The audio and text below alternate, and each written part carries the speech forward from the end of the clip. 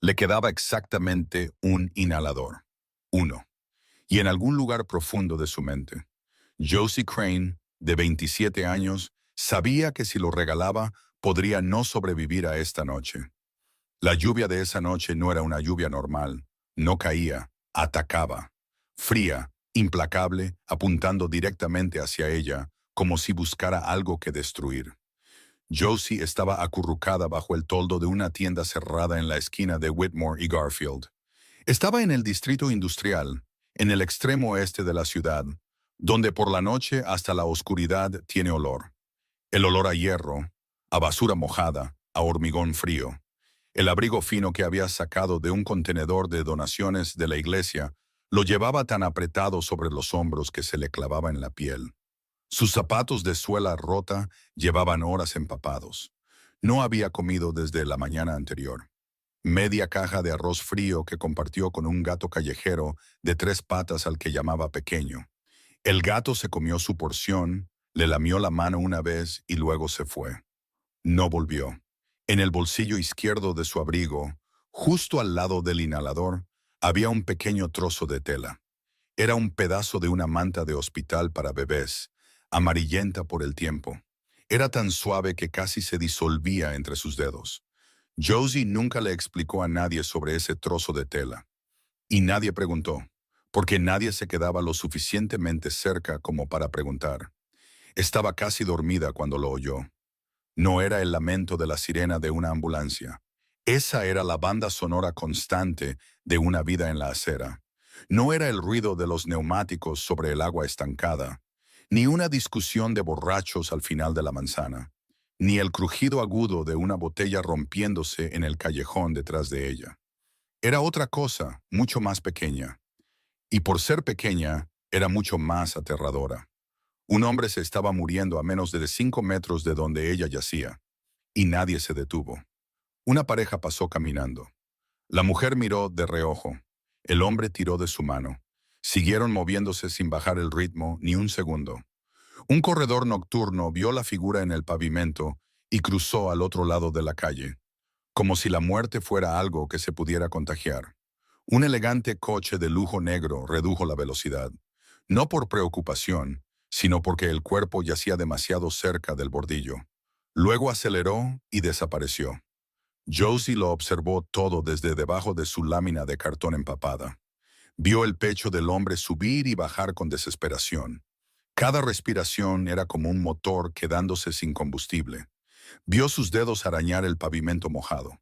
Sus uñas raspaban el hormigón con un sonido que sabía que nunca olvidaría.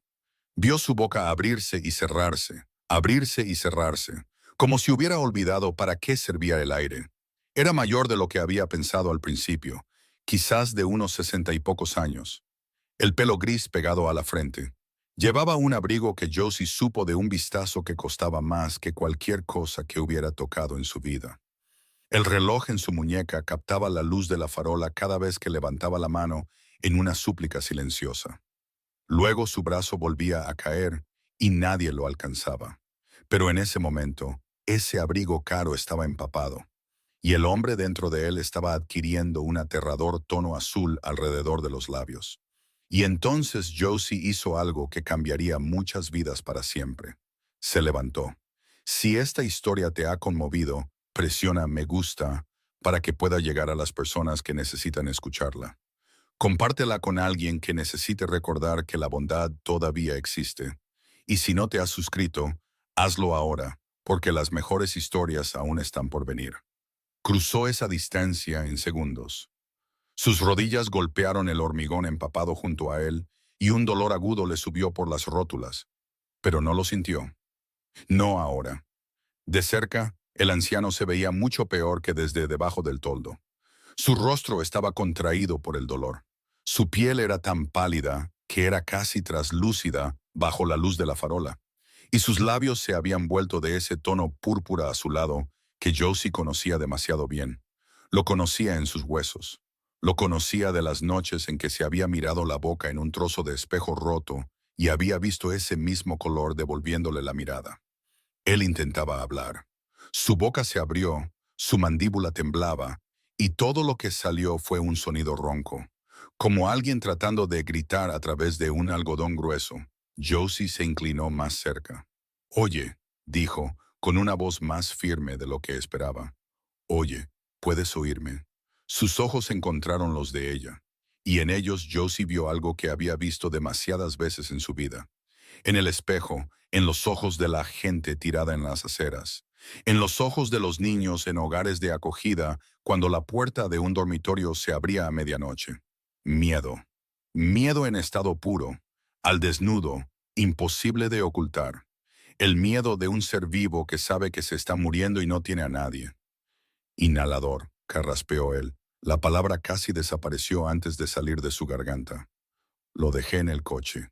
La mano de Josie ya estaba dentro de su bolsillo derecho antes de que él terminara la frase. Sus dedos se cerraron alrededor del pequeño inhalador de plástico azul. Lo sacó hasta la mitad y luego se detuvo. Y en ese momento, en esos 2 segundos que parecieron una vida entera, todo lo que sabía sobre ese inhalador volvió de golpe. Tenía asma crónica desde los 5 años. En aquel entonces, alguien todavía la llevaba al médico. Alguien surtía las recetas y le recordaba que guardara el inhalador en su mochila escolar. Eso fue antes de que su madre muriera, antes de que el sistema la tragara y la escupiera una y otra vez, hasta que se convirtió en algo que ya no se molestaba en tragar porque no quedaba nada que digerir.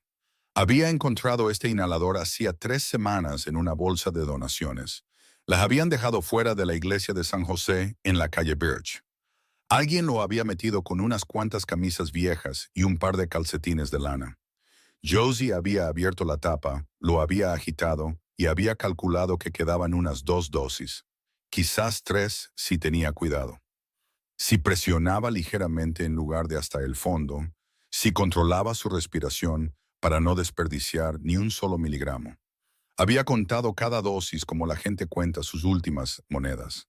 Y esa noche hacía frío, y su pecho había empezado a oprimirse al anochecer. Esa sensación familiar, como una mano invisible posándose lentamente sobre su esternón y empezando a presionar. Todavía no con fuerza, todavía no era peligroso, pero esperaba, siempre esperando. Su mano izquierda, todavía en el otro bolsillo, rozó el pequeño trozo de tela. La manta de hospital amarillenta, tan suave que casi se disolvía. Y en esos 2 segundos, Josie no pensó en sí misma. Pensó en una habitación de hospital blanca y estéril a las 3 de la mañana, hace 5 años. Pensó en el calor casi ingrávido de un bebé puesto sobre su pecho por última vez. Pensó en la promesa que le había susurrado al oído a June durante esas 4 cortas horas. Una promesa que nadie oyó, nadie supo, nadie registró en ninguna parte excepto dentro de su propia caja torácica. Que nunca se daría la vuelta cuando alguien la necesitara. Que se convertiría en la persona que, cuando alguien no pudiera respirar, estaría allí. Josie sacó el inhalador por completo. Lo miró por última vez. Luego lo colocó en la mano temblorosa del anciano. Cerró los dedos de él alrededor del inhalador, sosteniendo su mano para que no se le cayera. «Presiona la parte de arriba», dijo Josie. Su voz era suave, clara, extrañamente tranquila. «Inhala lentamente. Manténlo, luego suéltalo». Él obedeció. La primera vez su cuerpo se sacudió como si se resistiera a la misma medicina que intentaba salvarlo. La segunda vez su respiración fue más profunda, más lenta, y Josie vio lo que había estado rezando por ver. El color comenzó a regresar gradualmente, como si alguien estuviera repintando un lienzo desvaído. Sus labios pasaron del púrpura al pálido, luego a un rosa tenue, y luego a algo cercano al color de los vivos. Su pecho subía y bajaba de manera más uniforme. Sus dedos dejaron de arañar el pavimento. Sus ojos nunca se apartaron de los de Josie, pero el miedo en ellos cambió de forma. Ya no era el miedo a morir. Era otra cosa, algo más cercano al asombro. Como si no pudiera creer que una chica delgada y empapada, sentada en una acera bajo la lluvia, acabara de darle lo que una ciudad entera de 4 millones de personas le había negado. Un solo aliento. Y ese fue el único milagro que ocurrió en la calle Whitmore esa noche. Sin público, sin cámaras, sin aplausos, solo lluvia. y una chica sin nada y un anciano que lo tenía todo, y un pequeño inhalador de plástico azul descansando entre sus manos temblorosas, como el objeto más sagrado que cualquiera de los dos hubiera tocado jamás. Su nombre era Raymond Ashford, y si vives en esta ciudad, conoces ese nombre. No porque quieras, sino porque está grabado en las fachadas de los edificios por los que pasas cada día, impreso en la sección de negocios de todos los periódicos importantes durante los últimos 30 años, susurrado en reuniones a puerta cerrada a las que nunca fuiste invitado. Raymond Ashford construyó Ashford Transit Corp. A partir de un único camión de reparto que compró con dinero prestado a los 23 años, armado con lo que la gente llama cortésmente confianza y más honestamente imprudencia. Condujo ese camión 16 horas al día, 7 días a la semana durante los primeros 3 años. Dormía en la cabina, comía al volante, aprendió a leer un contrato de fleet más rápido de lo que la mayoría de los abogados leen un menú. A los 40, tenía una flota de 3,000 camiones que operaban en 14 estados. A los 50, era dueño de un penthouse con vistas a todo el horizonte este. Tenía un jet privado estacionado en Teterboro y la reputación de no atender llamadas después de las 6 de la tarde. Ni siquiera de su propia familia. Ese era el lado bueno, el lado del que escribía la prensa, el lado que se sentaba en la mesa principal de las galas de caridad, el lado que permitía que el mundo viera. Pero Ashford Transit Corp. Tenía otro lado. Y ese lado no estaba en ningún artículo, al menos no en los que se publicaron. La red logística que Raymond construyó no solo movía carga legítima, movía de todo. Y cuando controlas las rutas de todo en una ciudad, controlas más que la carga. Controlas el dinero, controlas el poder, controlas el silencio de los que saben demasiado.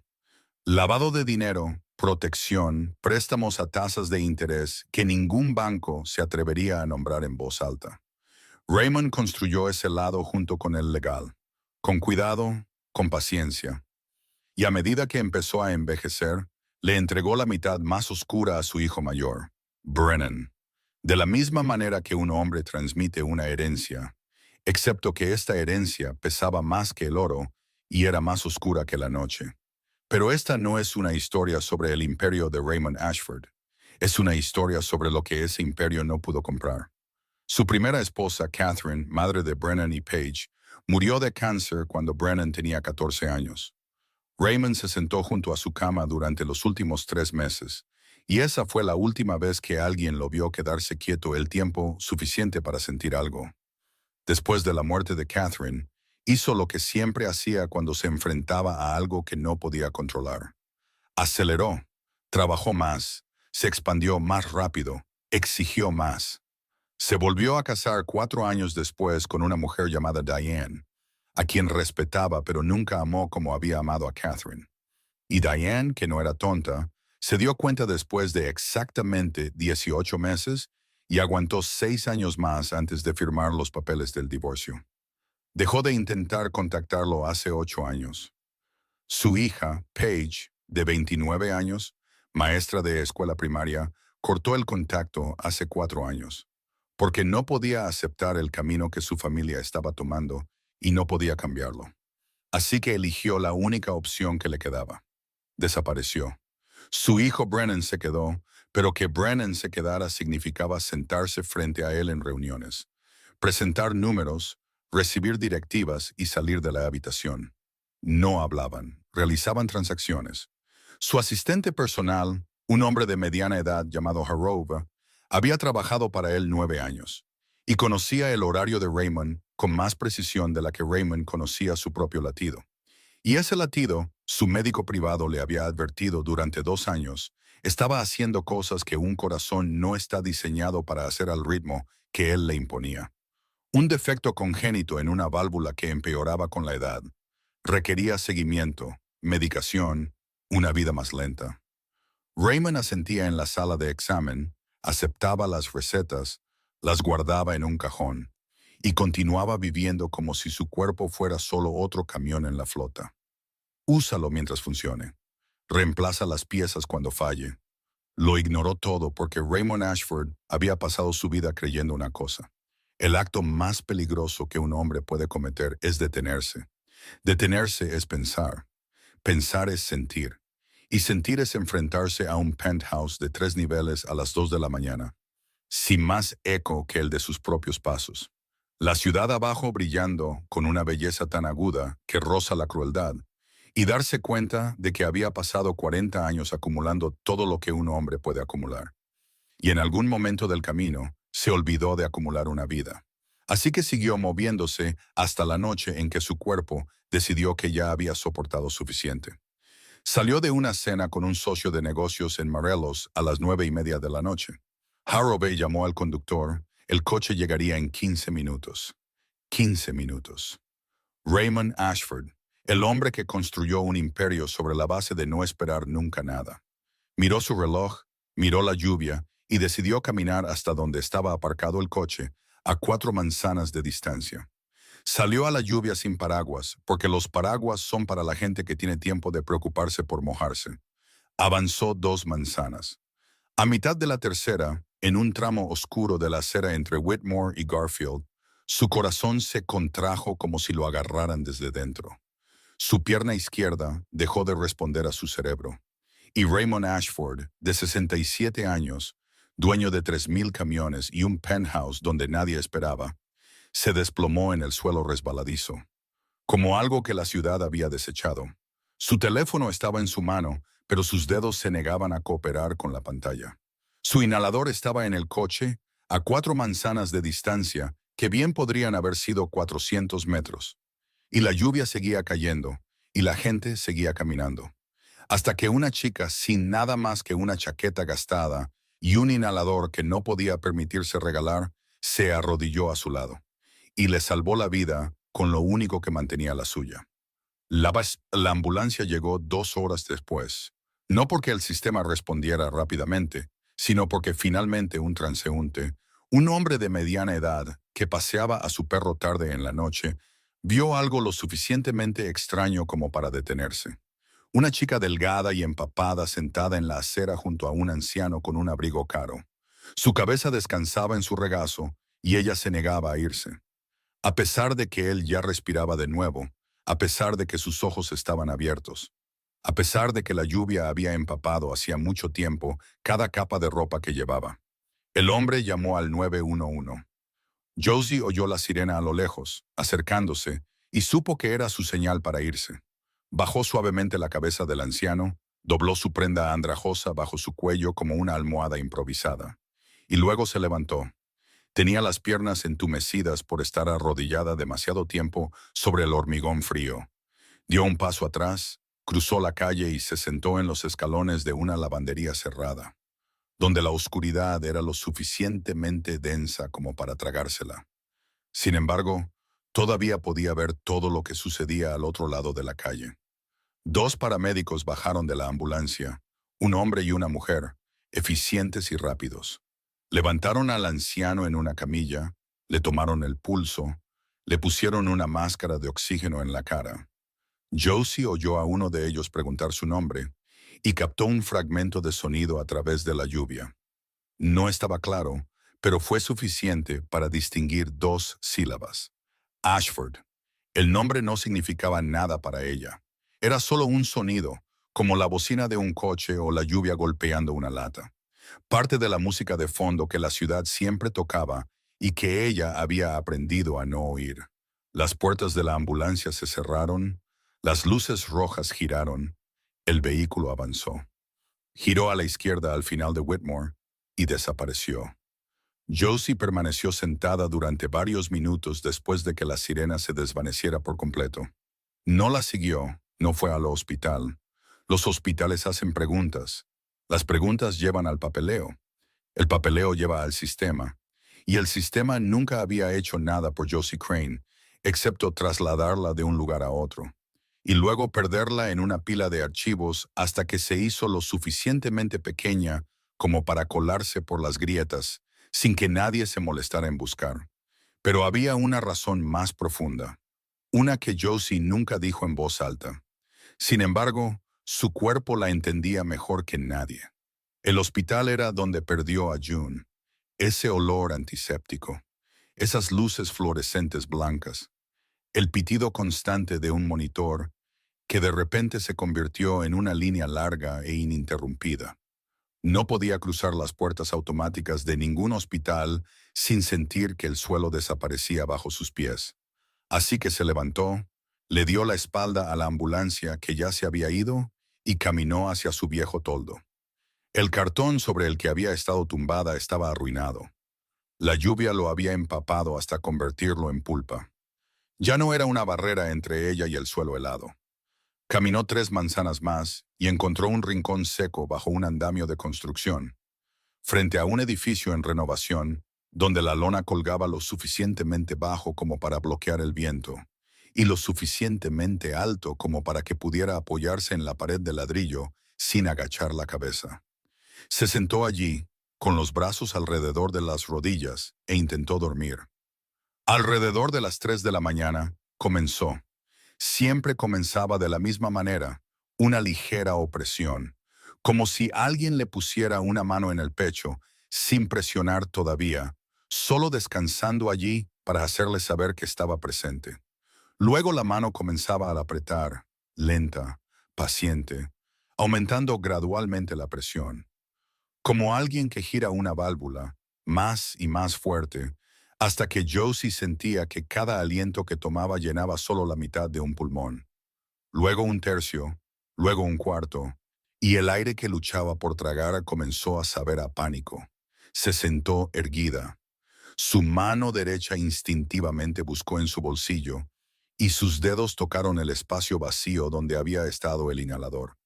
Y su ausencia la golpeó como algo físico, agudo y despiadado. Su mano izquierda en el otro bolsillo se cerró alrededor del trozo de manta de June. Lo agarró con tanta fuerza que sus uñas se clavaron en la palma de su mano a través de la fina tela. Inspiró por la nariz, lentamente, contando hasta 4. Aguantó, contando hasta 7, y expiró por la boca, contando hasta 8. Eso era lo que una enfermera voluntaria del refugio de la calle Grover le había enseñado cuando tenía 19 años. En una noche de invierno, había creído que moriría en el suelo de la sala común, y nadie se daría cuenta hasta la mañana. Piensa en algo pacífico, le había dicho la enfermera. Abre un espacio en tu mente y coloca la cosa más pacífica que conozcas dentro de él. Josie pensó en June. No en la pérdida, no en la fría habitación blanca, ni en el monitor o la enfermera negando con la cabeza, sino en las 4 horas antes de eso.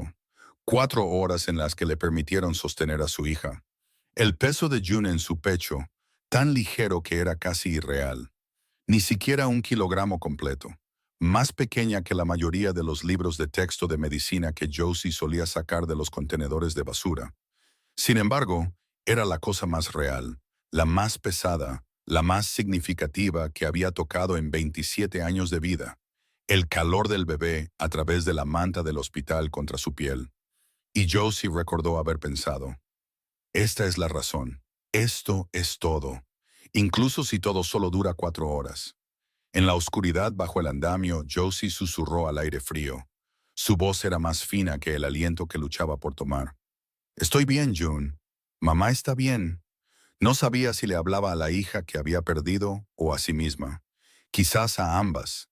Quizás en algún punto entre 27 años de vida y 11 años en las calles. La línea entre las dos se había desdibujado y ya no importaba. El ataque duró 45 minutos. 45 minutos en los que cada respiración era una negociación entre ella y sus pulmones.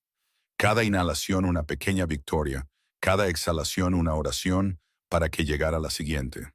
Luego pasó, como siempre pasaba, no por un milagro, sino porque Josie Crane estaba acostumbrada a sobrevivir a cosas que deberían haberla matado.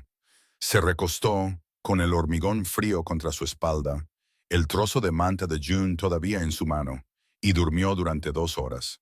Se despertó con la luz gris de la mañana y la voz de un guardia de construcción diciéndole que se moviera.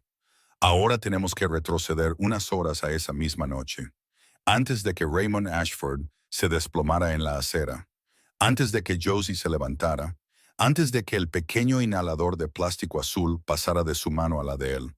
Porque al otro lado de la ciudad, en una sala privada detrás del restaurante de Mariscos Moretis en el distrito de Los Muelles, otro hombre con el apellido Ashford estaba sentado a la cabeza de una larga mesa de roble bajo una tenue luz amarilla, y nadie en la habitación se atrevía a mirarlo directamente a los ojos.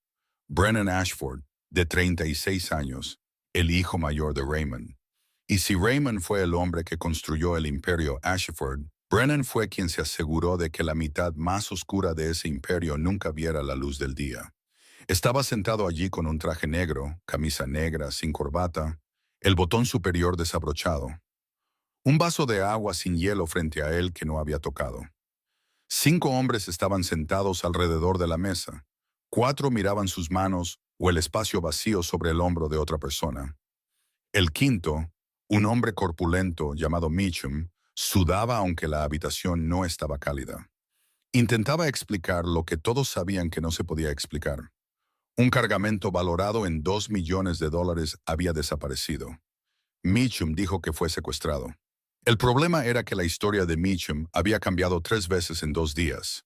Versión 1, secuestrado en la Interestatal 95 cerca de Filadelfia. Versión 2, desviado por una banda rival en Newark. Versión 3, contada esa mañana por teléfono a Roar. El conductor los traicionó, se llevó el camión y la carga y desapareció. 3 historias, 3 ciudades, un cargamento. Brennan había escuchado las 3 versiones. No comentó, no cuestionó, no pidió más aclaraciones. Simplemente escuchó. Y ahora miraba a Meacham con los ojos que cualquiera que se hubiera sentado frente a Brennan Ashford en esa habitación reconocía al instante. No enojados, no fríos, no acalorados, simplemente vacíos de cualquier cosa a la que pudieras aferrarte para predecir lo que sucedería a continuación. No me importa que el cargamento haya desaparecido, dijo Brennan. Su voz era baja, uniforme, como la superficie de un lago al amanecer antes de que se levante el viento. Me importa por qué tu historia tiene 3 versiones en 2 días. Meacham abrió la boca. Brennan no levantó una mano, no hizo una señal, no lo necesitaba. Meacham la cerró de nuevo. Silencio. El tipo de silencio en el que puedes oír el sudor de otro hombre deslizarse por su cuello. Brennan dirigió su mirada a Roar, sentado a mitad de la mesa, a la derecha.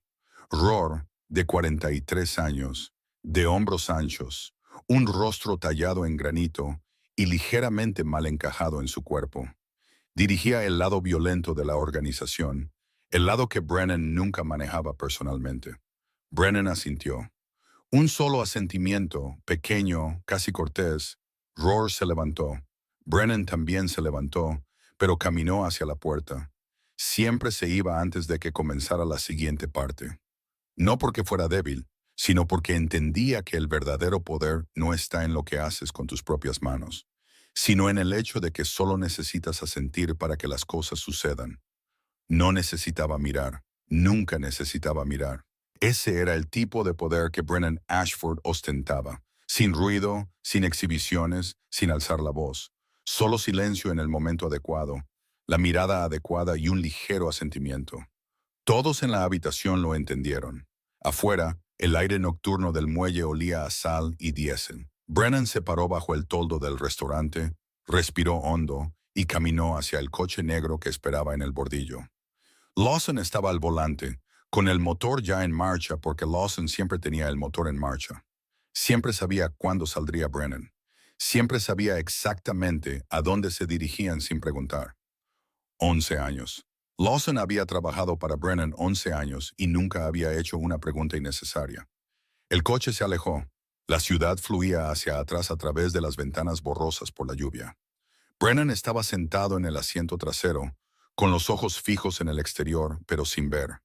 En ese estado en el que a menudo entraba después de reuniones como esta. Un estado que para un extraño podría parecer descanso, pero si fueras Lawson, entenderías que era cuando reorganizaba el mundo dentro de su cabeza, clasificando, priorizando, descartando, preparándose para las próximas 12 horas. El teléfono vibró. Brennan miró la pantalla. Hospital San Rafael. Respondió, Escuchó y no habló durante 30 segundos. Luego terminó la llamada. Lawson miró por el espejo retrovisor. No preguntó. No lo necesitaba porque en el espejo vio la mano de Brennan descansando sobre su muslo. La mano que había firmado órdenes, dado asentimientos, controlado un imperio clandestino sin temblar jamás. Ahora se curvaba hacia adentro, apretada, dedo por dedo, nudillo por nudillo. Esa fue la única reacción.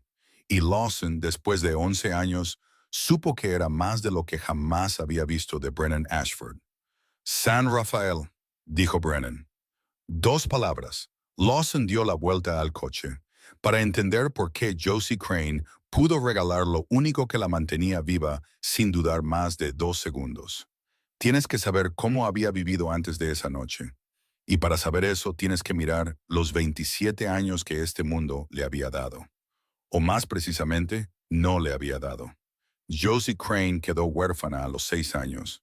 Su madre, una mujer de 24 años llamada Karen Crane, fue encontrada en el suelo del baño de su apartamento de un dormitorio en Halstead, un martes por la mañana de noviembre. Sobredosis. Josie la encontró porque tenía hambre y su madre no se despertaba para hacer el desayuno. Y estaba enferma, así que no entendía por qué su madre yacía en el suelo con los ojos abiertos y no respondía cuando la llamaba. Así que se sentó a su lado y esperó. Esperó 4 horas antes de que un vecino la oyera llorar a través de la delgada pared y llamara a la policía. Su padre era un nombre en un certificado de nacimiento que nadie se molestó en verificar. Desapareció antes de que Josie naciera y nadie lo buscó, porque nadie tenía motivos para buscar. Porque una niña de 6 años como Josie Crane no era el tipo de problema al que el sistema dedica recursos para resolver. Fue puesta en cuidado de crianza. La primera familia, los Wexler, la tuvieron 14 meses. Josie no habla de esos 14 meses. No porque lo haya olvidado, sino porque su cuerpo lo recuerda por ella. En la forma en que se sobresalta cuando una puerta se abre demasiado rápido. En la forma en que siempre se sienta con la espalda contra algo sólido. En la forma en que nunca duerme de cara a una entrada. La segunda familia, los Donnie, fue mejor en el sentido de que nadie la tocó, pero tampoco nadie la vio. Vivió allí 2 años como una sombra moviéndose por los pasillos, comiendo en una mesa con otros 4 niños de acogida que no conocían los nombres reales de los demás. Y aprendió su primera lección sobre la invisibilidad, que puedes existir en un lugar sin pertenecer a él. Y la diferencia entre esos 2 estados es lo suficientemente amplia como para tragarse a un niño entero. Se escapó a los 16 años, no en la oscuridad de la noche, no con una mochila llena de planes. Simplemente salió por la puerta principal un miércoles por la tarde. No miró hacia atrás y nadie la llamó por su nombre. Nadie la llamó para que volviera.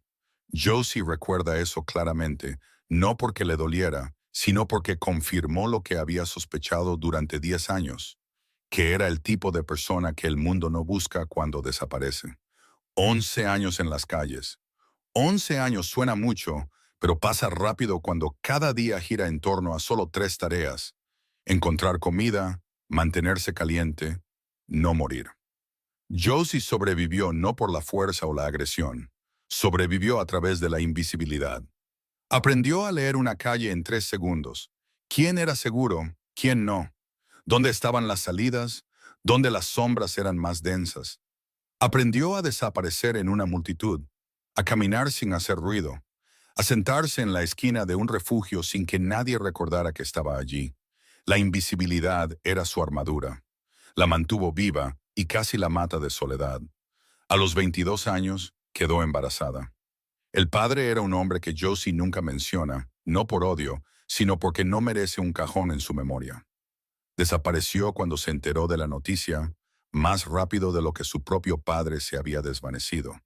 Y Josie aprendió otra lección que no necesitaba: que algunas personas llegan justo el tiempo suficiente para dejar algo atrás. Y lo que dejan puede ser tanto lo más preciado como lo más pesado que jamás llevarás. Tuvo un parto prematuro a los 6 meses en la sala de emergencias obstétricas del Hospital San Rafael.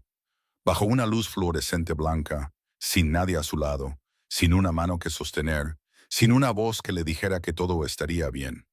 La bebé, una niña, pesaba menos de 1 kilogramo, lo suficientemente pequeña como para que Josie la acunara por completo en sus 2 palmas. June. La llamó June porque la había concebido en junio y porque era el único mes en que recordaba haber visto sonreír a su madre. June vivió 4 horas, 4 horas en las que Josie la sostuvo contra su pecho. Sintió ese frágil calor a través de la manta del hospital. Vio sus diminutos dedos abrirse y cerrarse como si intentaran agarrar algo que este mundo no fue lo suficientemente amable como para dejarle conservar. Luego el calor se desvaneció y la partera del turno de noche, una mujer cuyo nombre Josie nunca supo, hizo algo que nadie en los 22 años de Josie había hecho jamás. La abrazó. No dijo nada, no prometió nada, solo la abrazó. Y en los brazos de esa extraña, Josie Crane entendió por primera vez en quién quería convertirse. Quería ser partera porque nadie debería tener que yacer solo en esa habitación blanca cuando el mundo se derrumba, porque tiene que haber una mano allí. Y si el mundo no proporciona esa mano, entonces Josie se convertiría en ella. A partir de ese día, leyó todos los libros de medicina que sacó de los contenedores de basura, de las cajas de donaciones, de los estantes gratuitos fuera de la biblioteca. Subrayaba con un lápiz sin punta. Escribía pequeñas notas en los márgenes. Memorizaba los nombres de los medicamentos, los pasos de primeros auxilios, los signos vitales. Vendaba a otras personas sin hogar con tiras arrancadas de camisas viejas. Se sentó junto a una mujer que convulsionaba bajo el paso elevado de Wabash durante 40 minutos, sosteniendo la cabeza de la mujer de lado para que no se ahogara, mientras otros se mantenían a distancia, observando o alejándose por miedo. Josie no tenía miedo. Josie nunca tuvo miedo de alguien que sufría. Solo tenía miedo de no estar allí cuando la necesitaran. Y quizás por eso, en la acera empapada de lluvia de la calle Whitmore, cuando una ciudad de 4 millones de personas pasó de largo junto a un anciano moribundo, Josie Crane fue la única que se levantó. No porque fuera más valiente que ellos, sino porque le había prometido a una bebé de 4 horas de vida que nunca se daría la vuelta. Y Josie Crane, aunque el mundo le había quitado casi todo, todavía cumple sus promesas. Raymond Ashford fue dado de alta después de 5 días. 5 días en una suite privada en el piso 12 del Hospital San Rafael. El tipo de habitación que la mayoría de la gente ni siquiera sabe que existe, con ventanas con vistas al río. Una enfermera dedicada, médicos que pasaban 2 veces al día, y el denso y opresivo silencio de un hombre de 67 años acostado en una cama de hospital con una vía intravenosa en el brazo. Y ni una sola llamada personal durante esos 5 días, excepto de Hargrove sobre su agenda y de Brennan sobre negocios. Ninguna hija, ningún amigo, nadie preguntando si tenía miedo. Brennan lo encontró en la entrada principal. Coche negro, Lawson al volante, un juego de ropa limpia extendido en el asiento trasero. Era la primera vez en un periodo que ninguno de los dos podía medir con precisión que padre e hijo se sentaban en el mismo vehículo sin una hoja de cálculo, un contrato o un problema de negocios entre ellos. El silencio duró 3 manzanas. Luego Raymond habló, su voz más áspera de lo habitual por 5 días de tubos de oxígeno y medicación, pero todavía con el tono de un hombre tan acostumbrado a dar órdenes que incluso un carraspeo suena a mandato. Encuentra a la chica. Brennan miró a su padre. En 36 años, Raymond Ashford nunca había pedido encontrar a nadie que no estuviera relacionado con el dinero, el poder o ambos. Ni una sola vez. La chica sin hogar que estaba allí cuando me caí, dijo Raymond, con los ojos fijos en la ventana. Me dio su inhalador, el único que tenía. Brennan no preguntó más, no porque no tuviera curiosidad, sino porque había aprendido hace mucho tiempo que las preguntas innecesarias cerca de Raymond Ashford eran una forma de debilidad. Se volvió hacia Lawson. Empieza sin nombre. Y así comenzaron las 2 semanas que Raymond describiría más tarde como la experiencia más humillante de su vida adulta. No porque alguien lo humillara, sino porque al intentar encontrar a una mujer sin hogar, en una ciudad de 4 millones de habitantes, descubrió que esas personas son completamente invisibles. No invisibles como metáfora, invisibles en el sentido literal. El sistema no sabe que existen. Lawson fue a los refugios. Regresó con informes cuya vacuidad dolía más que las malas noticias. Cientos de nombres en los libros de registro, miles de rostros pasando, sin registros consistentes. Mujeres que aparecían una noche y desaparecían a la siguiente como fantasmas. El sistema no las persigue porque nunca las vio realmente para empezar. Brennan contrató a un investigador privado, un hombre llamado Gallagher, experto en localizar adultos que se esconden de deudas, de cargos, de cónyuges, de consecuencias, pero completamente impotente cuando el sujeto nunca había sido ingresado correctamente en ninguna base de datos. No puedes buscar en el sistema a alguien que nunca ha existido dentro de él. Luego Raymond fue él mismo. Esa fue la parte que nadie anticipó. Ni Brennan, ni Lawson, ni siquiera Harrov, que había seguido a Raymond Ashford durante 9 años y creía haberlo visto todo. Raymond Ashford, de 67 años, con un abrigo de $3,000, zapatos de cuero hechos a mano en Milán y un reloj que valía más que los apartamentos de la mayoría de los empleados de los refugios. Entró en refugios, en comedores sociales. Caminó bajo pasos elevados donde la gente construía hogares con lo que la ciudad desechaba. Describió a la chica a todos los que conoció. Mujer, de 20 y tantos años, blanca, pelo castaño, isma, tranquila, suele sentarse en el borde de una habitación. Un miembro del personal de un refugio en Serac. Una mujer cansada con ojos que habían visto demasiado para sorprenderse por nada. Lo miró de arriba abajo y dijo: acabas de describir a unas 60 mujeres que han pasado por aquí. 60 mujeres. Las palabras se asentaron en el pecho de Raymond Ashford como una piedra. Había pasado en coche junto a los refugios durante 30 años. Había visto los edificios bajos y viejos, con letreros descoloridos a través de las ventanillas de coches de lujo, y nunca se había preguntado cómo era el interior. Había firmado declaraciones de impuestos que incluían deducciones caritativas sugeridas por contadores por eficiencia. Y había dado dinero, mucho dinero si era honesto, pero nunca había cruzado una puerta y preguntado a un ser humano de carne y hueso qué necesitaba. Cruzó muchas puertas ahora. Y en un refugio en Archer, en una sala común donde la lejía no podía dominar el olor a desesperación. Raymond vio a una niña de unos 4 años sentada en un rincón. Sostenía un oso de peluche al que le faltaba un ojo, con la nariz desgastada hasta el relleno blanco de debajo. La niña lo miró y lo que hizo que Raymond se detuviera, dejara de respirar, detuviera todo dentro de él, fue que los ojos de la niña no tenían miedo. No porque fuera valiente, sino porque estaba acostumbrada. Acostumbrada a que extraños entraran en su vida, la miraran y volvieran a salir. Acostumbrada a que nadie se quedara. Esos dos ojos miraron a Raymond con la tranquila indiferencia de una niña de 4 años que ya había aprendido la lección que ninguna niña de 4 años debería tener que aprender. Que todos se van.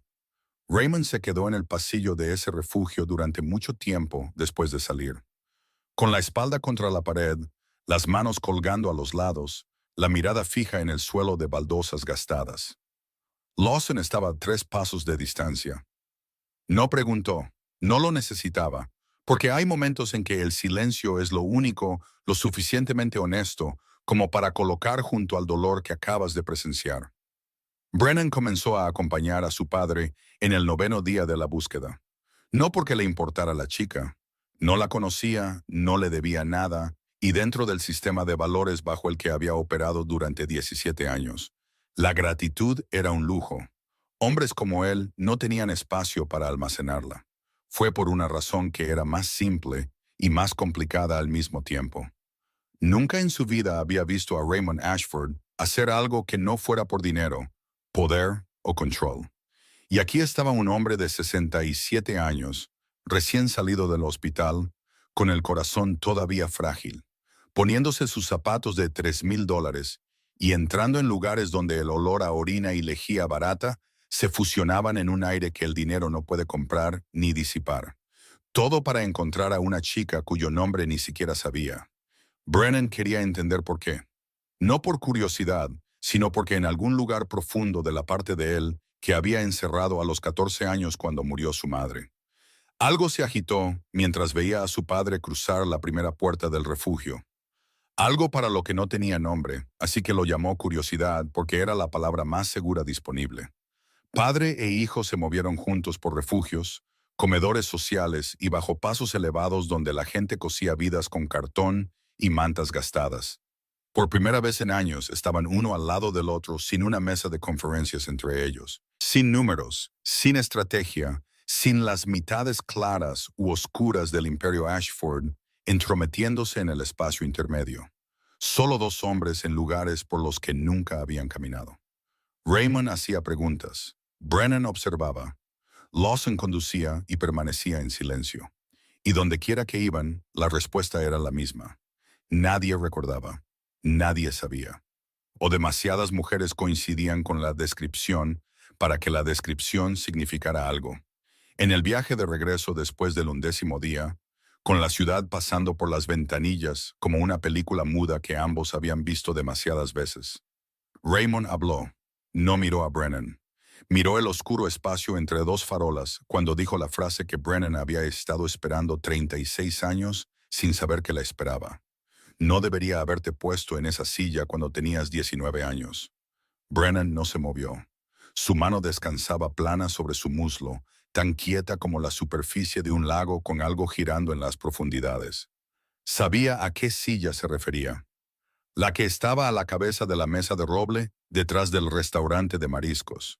La silla en la que Raymond lo había empujado a los 19 años, 5 años después de enterrar a su madre. Antes de que siquiera entendiera lo que era la pérdida, y en su lugar le enseñó cómo hacer que otros perdieran más. Raymond había puesto el arma sobre la mesa, no literalmente, pero tampoco del todo figuradamente, y dijo, o te sientas en esa silla, o lo hace otro, y ese otro no mantendrá a tu hermana a salvo. Brennan se había sentado, porque Paige tenía 12 años y era el único pedazo de su madre que aún podía proteger. No tuve elección, dijo Brennan. Su voz era uniforme, no enojada, no triste. Uniforme de la manera que solo alguien que ha practicado durante 36 años para no sentir puede lograr. Ese es el problema, respondió Raymond.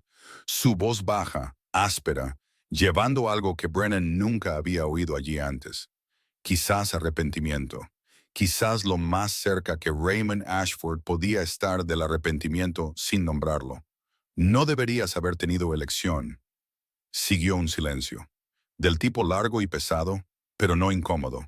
El tipo que dos hombres crean cuando han rozado algo real bajo décadas de distancia y actuación. Brennan conducía. Raymond miraba por la ventanilla. Ninguno volvió a hablar, pero algo en el espacio entre los asientos había cambiado. Frágil y delgado como un hilo de seda de araña extendido sobre un barranco, pero real. Lo suficientemente real como para que ambos lo sintieran al mismo tiempo. Mientras tanto, al otro lado de la ciudad, Roar se estaba moviendo. No físicamente. Roar se movía de la manera en que el poder de segundo nivel siempre se mueve cuando huele una oportunidad en la cima. Lento, cuidadoso y siempre negable. Aceptó un gran cargamento de un proveedor del sur sin pasarlo por Brennan. Sin solicitud, sin informe, sin permiso. Simplemente actuó y esperó a ver qué seguía. Así era como Roar probaba los límites. Si Brennan reaccionaba con fuerza, el orden volvería y Roar sabría dónde estaba la línea. Si Brennan no hacía nada, Roar sabría algo más importante que cualquier línea. Que el lobo alfa estaba perdiendo los dientes. Lawson lo detectó en 24 horas. Informó a Brennan por teléfono, con voz firme y profesional, pero bajo el profesionalismo estaba la pregunta no formulada. ¿Cómo vas a manejar esto? Brennan escuchó, guardó silencio durante 3 segundos y luego dijo, deja que Roar piense que está ganando. Lawson esperó. Un hombre que cree que está ganando siempre se deja expuesto. Luego Brennan terminó la llamada. Y ese era Brennan Ashford. Incluso mientras algo dentro de él estaba cambiando, agrietándose a lo largo de fallas que no sabía que existían. Los instintos forjados por 17 años en la oscuridad permanecían tan afilados como siempre. No se estaba debilitando, no se estaba ablandando. Simplemente estaba comenzando, lenta y cautelosamente, a elegir de nuevo dónde colocar su fuerza. Y quizás por primera vez, a considerar que la fuerza no tiene que estar en el rincón más oscuro para ser poderosa. Mientras el padre y el hijo Ashford removían cada piedra de la ciudad para encontrarla, Josie Crane no sabía nada al respecto. Absolutamente nada. Sus días habían vuelto a su ritmo familiar, el ritmo de la supervivencia. Lo que suena dramático, pero en realidad es solo agotamiento repetido una y otra vez. Despertar, encontrar comida, mantenerse caliente, evitar a los peligrosos, reconocer a los que no son peligrosos. Intentar vivir un día más para poder hacerlo todo de nuevo mañana. Hay una comunidad ahí fuera, en calles que la mayor parte de la ciudad finge no ver. Gente que vive en la calle con sus propias reglas, sus propias formas de bondad, sus propias jerarquías que nadie de dentro entiende y nadie se molesta en aprender. Josie tenía una costumbre que cualquiera que la observara el tiempo suficiente notaría. Doblaba todo. El periódico que terminaba de leer lo doblaba de nuevo por sus pliegues originales. La bolsa de plástico que usaba contra la lluvia la doblaba en un cuadrado perfecto y la guardaba en su bolsillo. Su abrigo andrajoso, del tipo que la mayoría de la gente haría un bulto y se lo metería bajo la cabeza. Josie lo doblaba suavemente cada mañana antes de ponérselo, como si fuera de cachemira en lugar de algo rescatado de un contenedor de donaciones. Pearl fue la primera en preguntar al respecto. ¿Por qué doblas todo como si trabajaras en una lavandería? Josie no levantó la vista del periódico que estaba leyendo. Porque cuando no tienes nada, cómo tratas lo que tienes lo es todo. Pearl la miró durante mucho tiempo después de eso. Mucho tiempo. Luego no dijo nada más. Pero a partir de ese día, comenzó a sentarse un poco más cerca de Josie cuando la gente se reunía bajo el paso elevado de Wabash, donde pequeños fuegos ardían en barriles oxidados y desprendían el calor justo para recordarte que todavía estabas vivo. Pearl Washington, de 63 años, era el tipo de persona que solo necesitabas oír hablar 3 frases para saber que alguna vez había sido alguien. No alguien rico o poderoso, alguien con un propósito, con habilidad, con una razón para levantarse por la mañana. Había sido enfermera, 31 años en el campo, la mayoría de ellos en la sala de emergencias, donde había visto suficiente de lo que los seres humanos pueden hacerse unos a otros y a sí mismos, que ya nada la sorprendía. Perdió su licencia hace 7 años por una decisión que todavía cree que fue correcta. Le dio a un paciente analgésicos después de que el médico de guardia se negara a recetarlos. El paciente vivió. La licencia de Pearl no. Después de eso, todo se derrumbó como siempre se derrumba para la gente sin redes de seguridad. Perdió el trabajo, perdió la casa, empezó a beber. Bebió más y más. Hasta que Pearl se despertó una mañana bajo un puente y se dio cuenta de que se había convertido en la paciente que solía tratar. Llevaba 5 años sobria, 5 años limpia. Nadie lo sabía excepto ella y Dios, y no estaba segura de que a Dios le importara. Una tarde, mientras la última luz teñía de oro los puentes de acero, y Josie leía un libro de texto de medicina sobre obstetricia que había sacado de un contenedor de basura fuera de una librería cerrada en la calle State, Pearl se sentó a su lado junto al fuego y le hizo una pregunta. No retórica, no casual, preguntada como si realmente esperara una respuesta. ¿Qué quieres, Josie? Josie levantó la vista. Nadie en 27 años le había preguntado eso con ese tono. La gente le preguntaba qué necesitaba. ¿Necesitas un lugar para dormir? ¿Necesitas comida? ¿Necesitas una manta? Pero querer era diferente. Querer era un lujo, y el lujo no es para los que duermen bajo los puentes. Miró a Pearl, al fuego, al libro en sus manos. Luego dijo en voz alta por primera vez lo que había llevado en su pecho durante 5 años, como alguien que protege una vela en una tormenta. Quiero ser partera. Las palabras sonaron extrañas y enormes en el aire de la tarde. Pearl no habló. Esperó. Y Josie, Quizás porque el fuego era lo suficientemente cálido. Quizás porque Pearl era lo suficientemente silenciosa.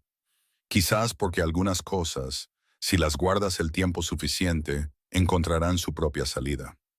Le contó sobre June. No todo, solo lo suficiente. Lo suficiente para que Pearl entendiera por qué leía sobre obstetricia bajo un puente. ¿Por qué se sentaba junto a extraños que sufrían y no huía? ¿Por qué regaló su último inhalador en Whitmore sin dudar más de 2 segundos? El silencio que siguió fue largo y denso. Luego Pearl habló y su voz cambió, más fina, más aguda, como alguien que intenta evitar que algo se rompa en su garganta. Tengo una hija, Judith. Cumple 38 este año. Se detuvo, miró el fuego en lugar de a Josie. Me sacó de su vida hace 12 años después de que perdí el trabajo, perdí la casa, empecé a beber. Una pausa. Llevo 5 años sobria, pero Judith no lo sabe o no quiere saberlo. Josie se quedó callada. Pearl no necesitaba una respuesta. Necesitaba que alguien la escuchara. No te digo esto para que me compadezcas, dijo Pearl, su voz endureciéndose de nuevo, afilada como una cuchilla recién afilada. Te lo digo porque necesitas entender algo. Cuando te miro no veo un caso de caridad. No veo a una pobrecita. Veo a la hija por la que debería haber luchado más para conservar y que perdí de todos modos. Miró a Josie entonces, por primera vez desde que empezó a hablar, sus ojos secos, firmes y con un dolor tan profundo que Josie tuvo que apartar la mirada. No pude salvar a Judith, pero que me condenen si te dejo sentada aquí leyendo libros de texto de medicina bajo un puente hasta que se te gasten los ojos. Josie no respondió. Simplemente se acercó un poco más. Su hombro tocó el de Pearl. Pearl no la miró, pero no se apartó. Y a partir de esa tarde, las cosas cambiaron. No ruidosamente, no con declaraciones, no con grandes promesas. Solo que cada tarde, cuando la luz comenzaba a desvanecerse y se encendía el fuego del barril. Pearl se sentaba junto a Josie y le contaba historias. Historias de la sala de emergencias. Cómo leer los signos vitales con los ojos antes de tocar a un paciente. Cómo mantener la calma cuando alguien está sangrando frente a ti. Cómo hablar con alguien en pánico y sacarlo del borde del abismo. Nada oficial, sin currículo. Solo una ex enfermera junto a un fuego bajo un puente enseñando su oficio a una chica sin hogar. Y esa chica, escuchando con ojos que se tragaban cada palabra como alguien que se muere de sed y le dan un vaso de agua. Y fue Pearl, completamente por accidente, quien rompió el punto muerto. Fue al Hospital San Rafael un miércoles por la mañana para su cita rutinaria en la Clínica de Caridad, el programa gratuito que el hospital ofrecía una vez a la semana en la planta baja para los que no tenían seguro. Al salir, pasó por el tablón de anuncios cerca de la entrada principal. La mayoría de la gente pasa de largo por los tablones de anuncios. Pearl se detuvo, no porque tenga la costumbre de leer avisos, sino porque allí, clavado, ligeramente torcido, había un folleto impreso en papel blanco grueso.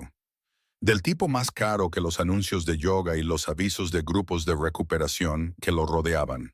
El folleto decía: se busca información sobre una joven que ayudó a un hombre en Whitmore y Garfield durante la tormenta del 14 de octubre. Si tiene alguna información, por favor contacte al número de abajo. Se ofrece recompensa. Pearl se quedó en el pasillo del hospital y lo leyó durante mucho tiempo. Lo leyó 2 veces. Luego sacó el teléfono que alguien le había donado 6 meses antes. Un teléfono inteligente con la pantalla rota que usaba solo para llamadas porque no confiaba en nada más de él. Y marcó a Josie. Chica, dijo cuando Josie respondió, ¿ayudaste a un hombre en Whitmore hace unas semanas? Un largo silencio, del tipo en que puedes oír a la persona al otro lado decidiendo si decir la verdad. ¿Por qué preguntas? Pearl miró el folleto de nuevo. Porque alguien te está buscando y tienes que decidir si quieres que te encuentren. Josie se sentó con esa pregunta durante 3 días. 3 días dándole vueltas en su mente como alguien que hace girar una moneda sobre una mesa. Viéndola girar, esperando que caiga, temiendo a ambos lados. Sabía cómo solían terminar estas historias. Había vivido lo suficiente dentro y fuera del sistema para saber que alguien aparece queriendo ayudar. Hay promesas, reuniones, gente bien vestida en habitaciones limpias, hablando cálida y profesionalmente sobre sus mejores intereses en tonos que había oído demasiadas veces para seguir creyendo.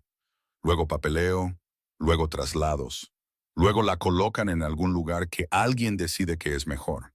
Y a veces ese es mejor y a veces no lo es en absoluto. Y de cualquier manera, no es suyo. Y la gente de allí no es su gente. Y termina de vuelta donde empezó. Un problema que hay que gestionar en lugar de una persona que hay que conocer. No quería que la gestionaran, quería que la conocieran. Y la distancia entre esas dos cosas es más amplia de lo que la mayoría de la gente con casa entenderá jamás. En la tercera noche, Josie y Pearl se sentaron en los escalones de la iglesia de Santa Inés, donde alguien dejaba la puerta lateral abierta en las noches frías. Una de esas pequeñas misericordias anónimas de una ciudad que nunca salen en los titulares, pero que mantienen a la gente viva en noches en las que las calles preferirían verlos desaparecer. Pearl había encontrado 2 tazas de sopa de frijoles en alguna parte, espesa y lo suficientemente caliente como para calentar sus manos. Y se sentaron en el estrecho bolsillo de calor junto a la puerta mientras la ciudad exhalaba frío a su alrededor.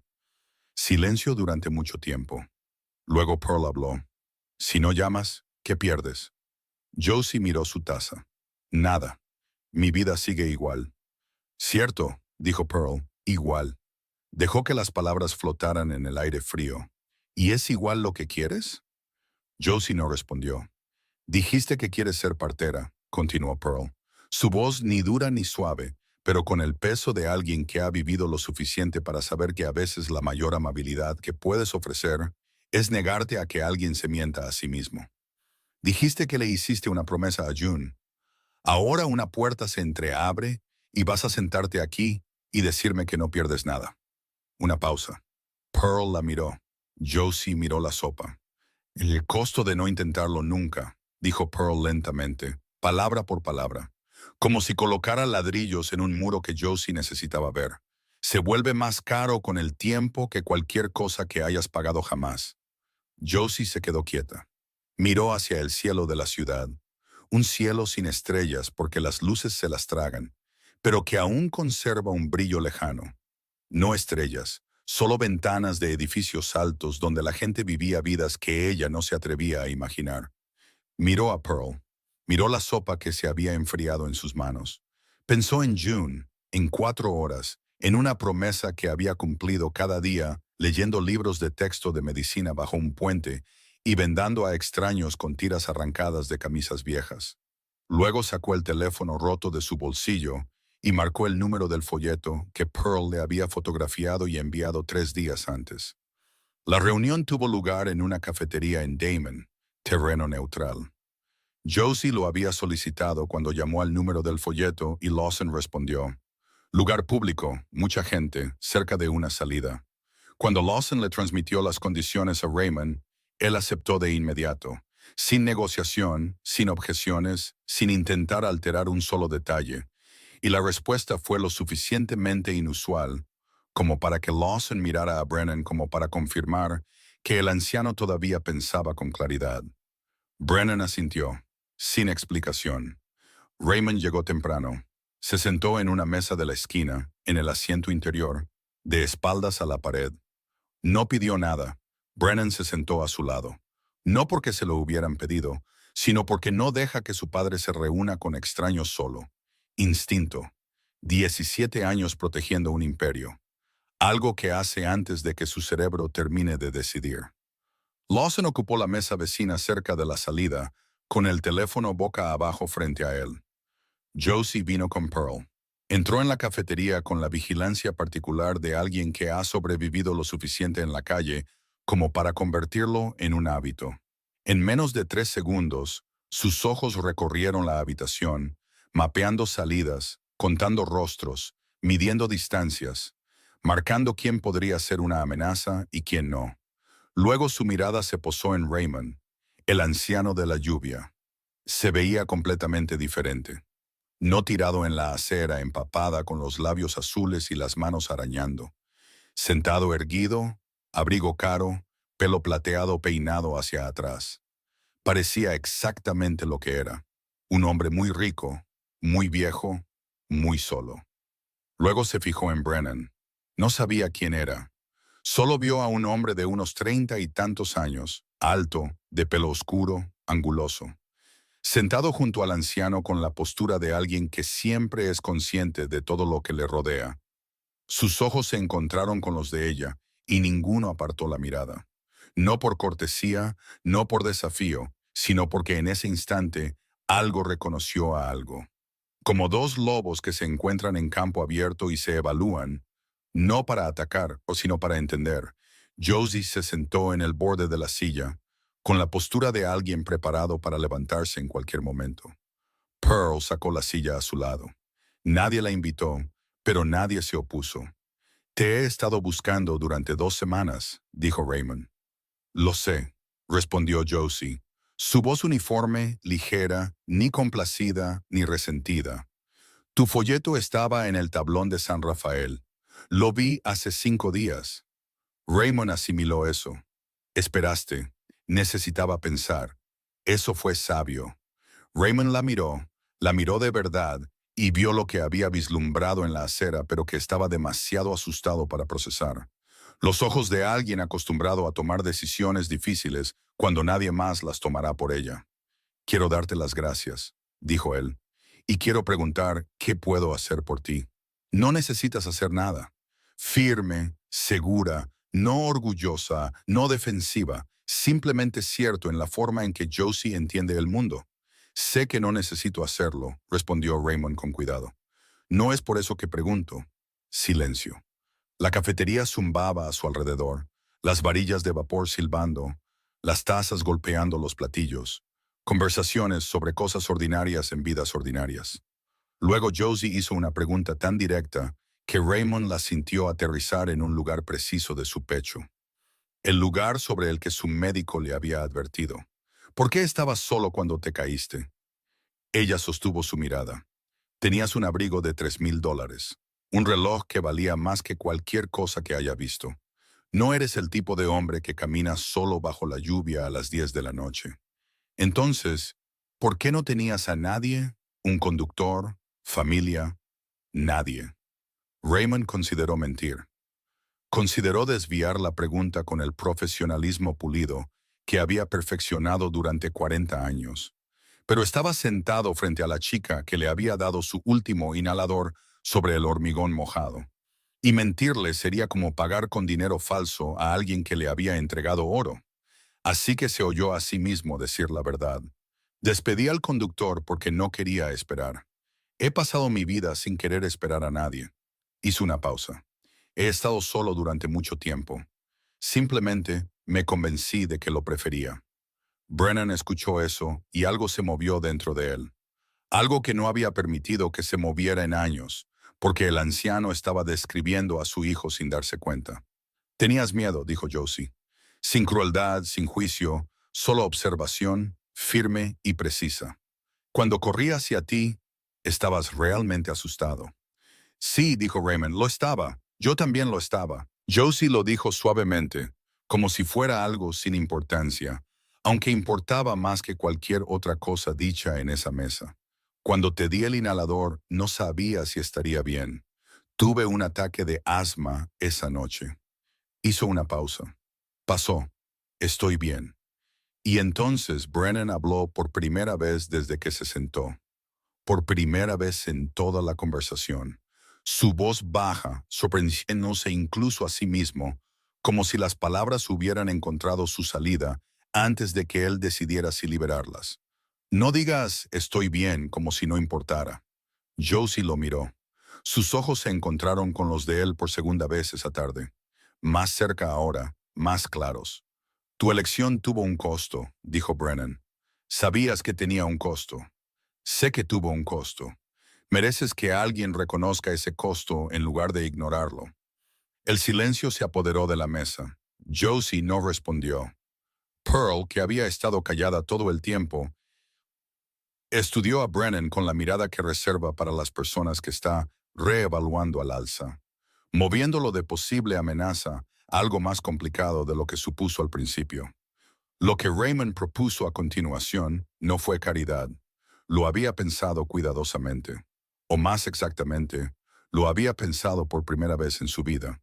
Lo que para un hombre que había pasado 40 años creyendo que extender un cheque era la única forma de preocuparse, hizo que el acto de pensar en sí mismo fuera una revolución. Le habló a Josie sobre el Instituto Carver, una escuela de formación médica para adultos a 40 minutos al norte de la ciudad, diseñada para personas cuya educación había sido interrumpida. Lo había investigado, había llamado, había hecho preguntas que nunca había hecho en 4 décadas de negocios, porque no se referían a las ganancias. Tenían un programa de partería, tenían plazas, tenían un especialista pulmonar en el personal, y tenían registros de resultados que había leído 3 veces. No porque los números lo impresionaran, sino por cómo estaba construido el programa. No se limitaba a darle a alguien una escalera y decirle que subiera. Les enseñaba a construir la suya propia. Le expuso todo esto a Josie con sencillez. Sin adornos, sin promesas, solo información puesta sobre la mesa como cartas en un juego que ella era libre de rechazar. Josie escuchó, en silencio durante mucho tiempo. Luego hizo una pregunta tan simple que lo atravesó todo como una cuchilla a través del papel. ¿Qué ganas tú con esto? Pearl emitió un suave sonido por la nariz. No exactamente una risa, sino un reconocimiento. La chica había hecho la pregunta correcta. Raymond casi sonrió. Casi nada, dijo él. Ese es el punto. Hizo una pausa. He pasado 40 años haciendo todo por lo que recibiría a cambio. Cada decisión, cada inversión, cada relación. Calculaba el beneficio antes de empezar. Y mira a dónde me ha llevado eso. No se señaló a sí mismo, pero todos en la mesa lo entendieron. La acera mojada. 40 años de aislamiento. Un penthouse sin nadie esperando. Estoy probando algo diferente. Brennan habló. Luego, práctico, despojado de emoción excesiva, la voz de alguien que resuelve problemas en lugar de filosofar sobre ellos. Me aseguraré de que la logística esté cubierta. Proceso de admisión, papeleo, alojamiento, cobertura médica. Si estás de acuerdo, se arreglará. Así fue como lo expresó. Pero la forma en que miró a Josie mientras lo decía era otra cosa completamente distinta. Y Pearl lo vio no porque sea simplemente buena leyendo a la gente, aunque lo es. Lo vio porque ha vivido 63 años y ha amado suficientes veces para saber que cuando un hombre dice logística, pero sus ojos dicen otra cosa, no es logística. Josie aún no lo vio. Estaba demasiado ocupada manejando demasiadas cosas a la vez. Sorpresa, sospecha, un ligero miedo. Esto era un sueño o una trampa. Y en algún lugar, muy profundo, muy pequeño, muy asustado, una amenaza de esperanza que había intentado matar durante 11 años, pero que se negaba a morir, terca como ella. Josie miró por la ventana de la cafetería, a la calle, a la ciudad que había sido tanto prisión como refugio durante más de una década. Luego volvió a mirar a la mesa y hizo la pregunta que nadie allí, ni Raymond, ni Brennan, ni Lawson, había anticipado. ¿Y qué hay de Pearl? Brennan parpadeó. Fue la única reacción visible en su rostro. Pero estaba allí porque a una mujer de 27 años sin nada le acababan de ofrecer algo que podría alterar toda su vida. Y su primera pregunta no fue sobre sí misma, fue sobre otra persona. Brennan la miró, y algo en la forma en que pensó en otra persona antes que en sí misma hizo imposible que él apartara la mirada. No porque fuera un cuento de hadas hermoso, sino porque reconoció clara y dolorosamente que nunca en su vida había puesto a nadie por delante de sí mismo, ni una sola vez. Y esta chica sin nada lo hacía tan naturalmente como respirar. Raymond se volvió hacia Pearl por primera vez. La miró de verdad, no por encima de ella, no como un accesorio de la conversación, sino como una persona. ¿Qué necesitas?, preguntó. Pearl se encontró con su mirada, sus ojos aún firmes, aún evaluando, pero con algo más suave ahora debajo. Fui enfermera, dijo ella. 31 años. No explicó el resto. No tenía por qué. Raymond asintió, luego miró hacia Lawson en la mesa adyacente, con una tableta en la mano. ¿Qué necesita el centro comunitario Howell? Lawson, que había visto a Raymond cerrar tratos multimillonarios sin pestañear, miró a su empleador con la expresión más cercana a la sorpresa que su compostura profesional permite. Luego bajó la vista a la pantalla. Necesitan un coordinador médico voluntario y han estado tratando de recaudar fondos para un programa ampliado de educación comunitaria en salud para adultos durante 3 años sin éxito. Raymond volvió a mirar a Pearl. ¿Estarías dispuesta a hablar con ellos sobre un puesto de consultora, remunerado? Lo estructuraremos de una manera que funcione para ti. Pearl lo estudió durante un largo momento. Luego hizo una pregunta, y por primera vez, su voz llevaba algo que Josie nunca había oído en ella. Fragilidad. ¿Ese programa requeriría a alguien que sepa cómo llamar a antiguos pacientes? Raymond no lo entendió de inmediato. Pearl continuó, su voz más baja ahora, más firme, pero equilibrada sobre algo delgado. Tengo una hija, necesito una razón para llamarla que no sea yo diciendo, lo siento, a las 2 de la mañana. A su alrededor, la máquina de espresso silbaba, las tazas tintineaban, las conversaciones fluían. El mundo seguía girando. Pero en la mesa de la esquina, 5 personas estaban sentadas muy quietas, y el aire entre ellas era pesado y ligero a la vez. Pesado por el dolor recién expresado. Ligero porque por primera vez alguien estaba dispuesto a ayudar a llevarlo. Raymond miró a Pearl. Lo entendió. No dijo que lo sentía. No dijo que entendía cómo se sentía. Dijo lo que un hombre de logística dice cuando realmente tiene la intención de ayudar. Te encontraremos una razón. Esta es la parte de la historia que una versión menor comprimiría en un montaje limpio. La chica se inscribe, la chica sobresale, todo sale bien. Fin. Pero el cambio real nunca es tan ordenado. Es desordenado, lento, doloroso de maneras que nadie te advierte. Josie Crane entró en el Instituto Carver un lunes por la mañana a principios de diciembre con una mochila que Lawson había comprado por instrucción de Brennan. Dentro había 2 juegos de ropa nueva, artículos de aseo básicos y 3 viejos libros de texto de medicina que había traído consigo de la calle, rescatados de contenedores de basura, con los márgenes llenos de pequeñas notas a lápiz, pasajes subrayados a la luz de un fuego en un barril. Académicamente, sorprendió a sus instructores. Absorbía información como alguien que ha estado privado de ella durante 11 años y finalmente se sienta en un banquete. Conceptos que a otros estudiantes les llevaban semanas, se asentaban en ella en días. No porque fuera más inteligente, sino porque ya se había enseñado a sí misma la mitad bajo los pasos elevados, y había aprendido el resto de las historias de Pearl junto a tambores de fuego oxidados. Pero luchaba en otros aspectos, en lugares que ningún libro de texto cubre y ninguna conferencia te prepara. No sabía cómo vivir rodeada de otras personas. 11 años sola le habían enseñado que la seguridad es una ilusión, que cualquiera lo suficientemente cerca para tocarte está lo suficientemente cerca para herirte, y que dormir es el estado más vulnerable en el que un cuerpo humano puede entrar, así que nunca duermes cuando otros están cerca. Su habitación en la residencia tenía una cama estrecha con sábanas blancas y limpias, un colchón suave, una almohada que cedía bajo su cabeza. La primera noche se acostó y no durmió.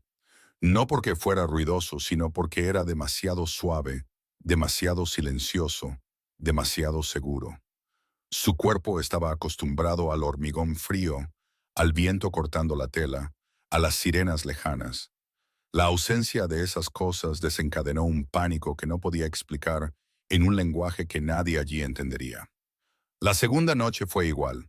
En la tercera, arrastró su manta al suelo, se acostó sobre las baldosas frías y durmió por primera vez en 3 días.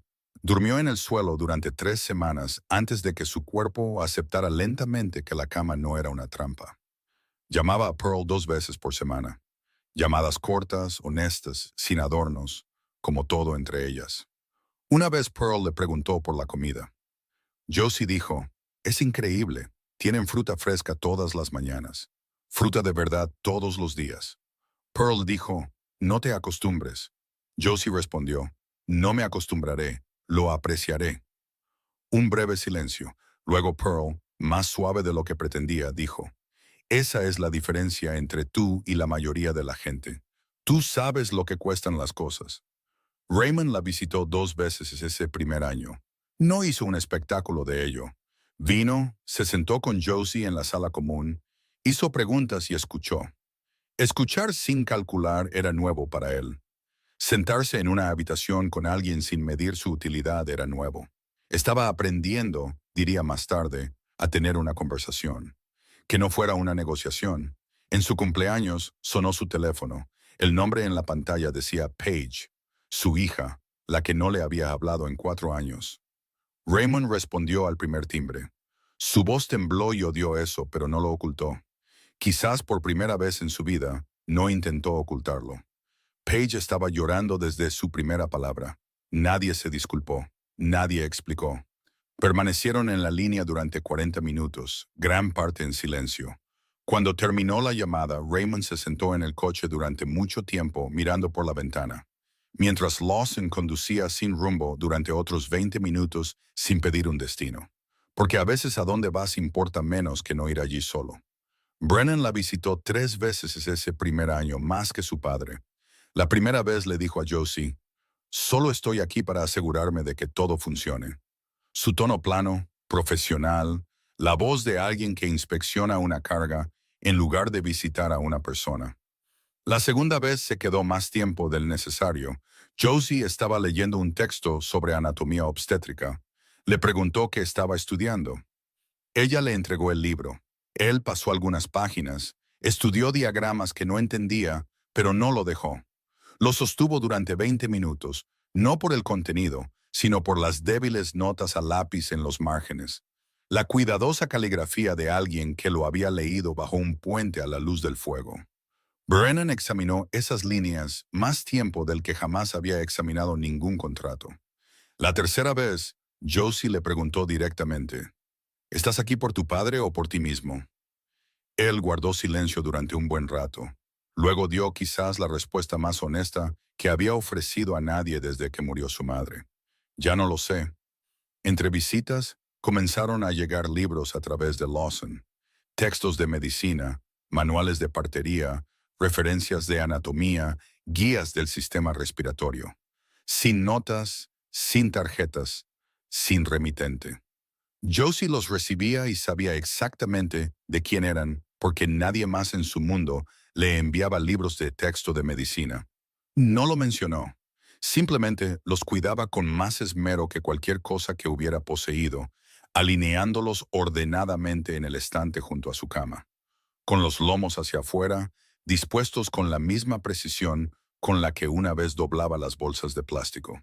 Luego, una tarde durante esa tercera visita, Brennan estaba sentado leyendo un periódico en el sofá de la sala común, mientras Josie estaba sentada en el otro extremo con su libro, y ella se quedó dormida. Se quedó dormida a la luz del día en un sofá en una habitación con otra persona por primera vez en 11 años.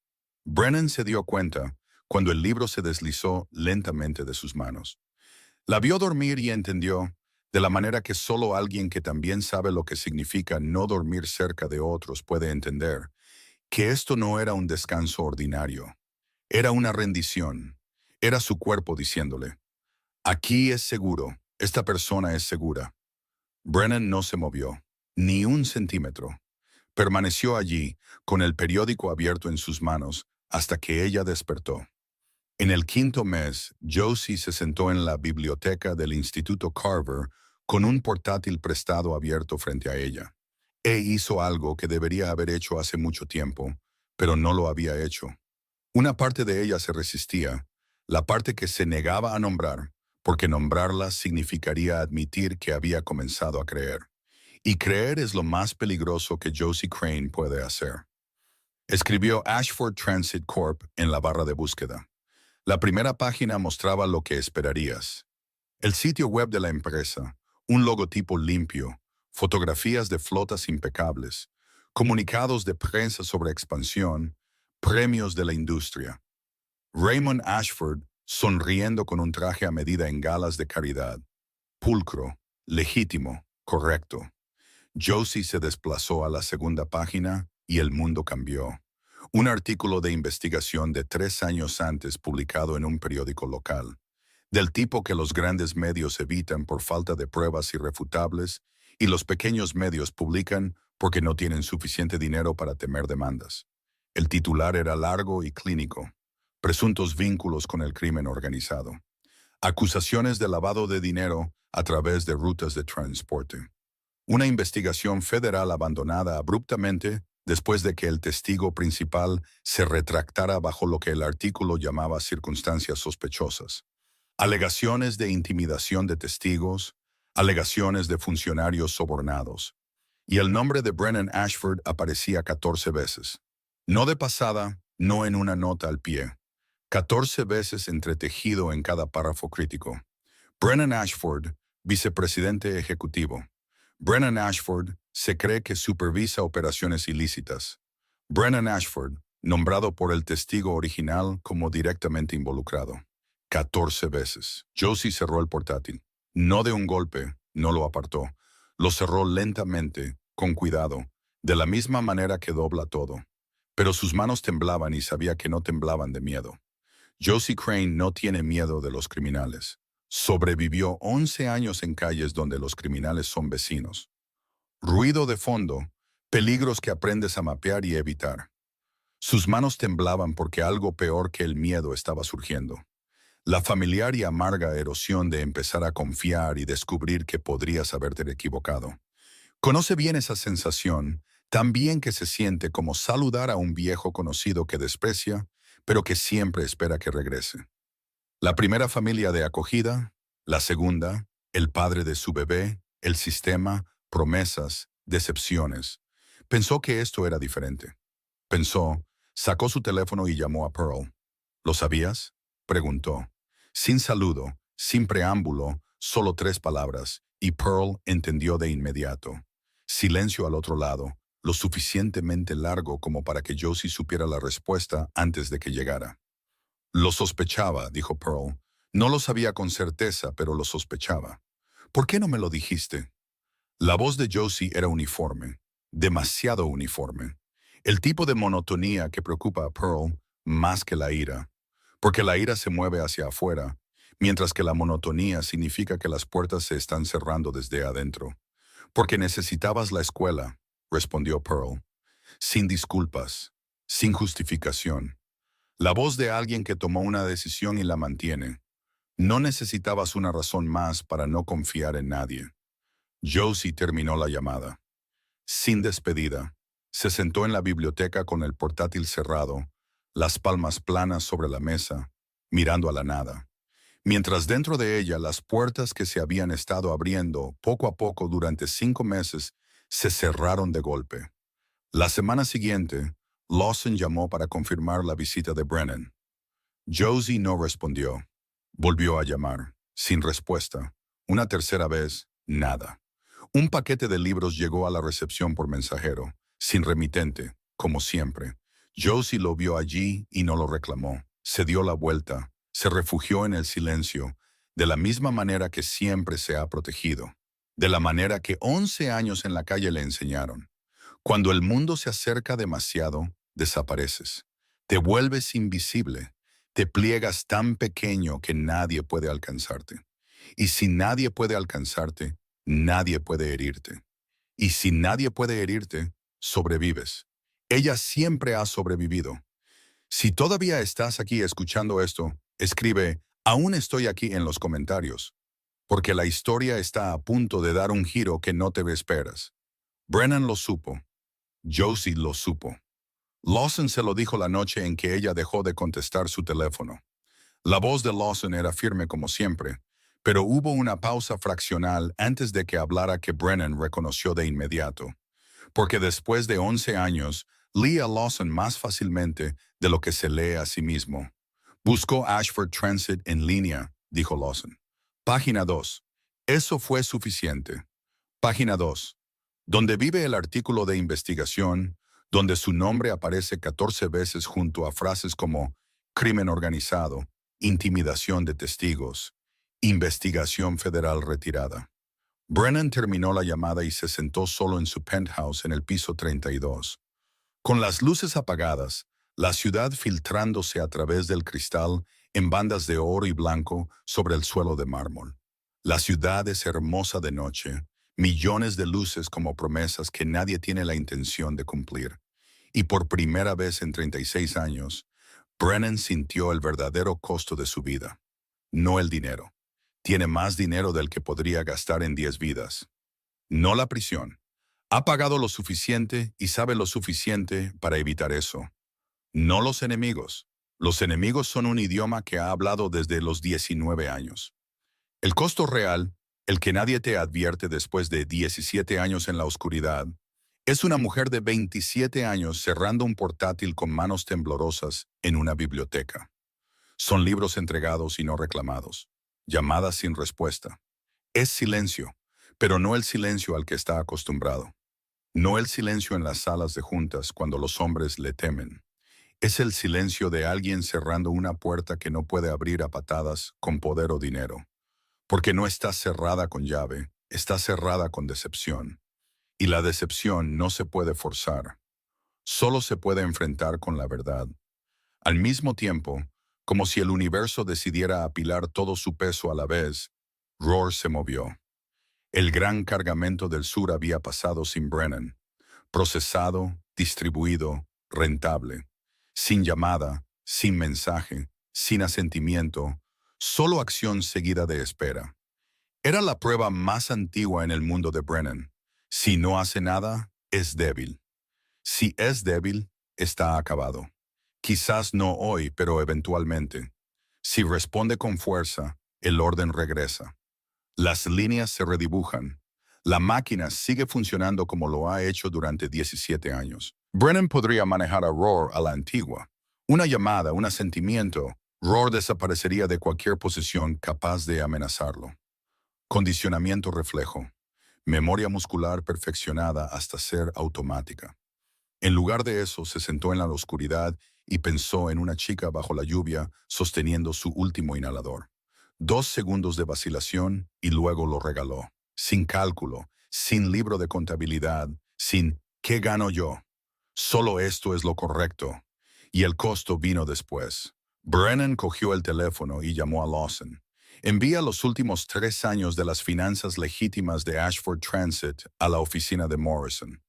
Quiero que el lado limpio se separe completamente del resto. Silencio al otro lado. El tipo de silencio que Brennan nunca ha oído de Lawson, porque Lawson siempre tiene el siguiente paso listo. ¿Entiendes lo que eso significa?, dijo Lawson. Fue quizás la única pregunta no logística que ha hecho en 11 años. Significa que Roar se queda con su lado, respondió Brennan. Y yo me alejo de él. Terminó la llamada y permaneció en la oscuridad. La ciudad seguía siendo hermosa abajo, pero ya no la miraba desde arriba como un hombre inspeccionando su territorio. La miraba de frente, como alguien parado en una encrucijada. Esto no era por Josie. Si fuera por Josie, sería un cuento de hadas. Y Brennan Ashford no vive en cuentos de hadas. Era por el espejo esa mañana, por mirarse de verdad en lugar de ajustarse el cuello. Por ver al hombre que 17 años en la sombra habían creado y darse cuenta de que no odiaba a ese hombre, pero no quería que fuera la versión final.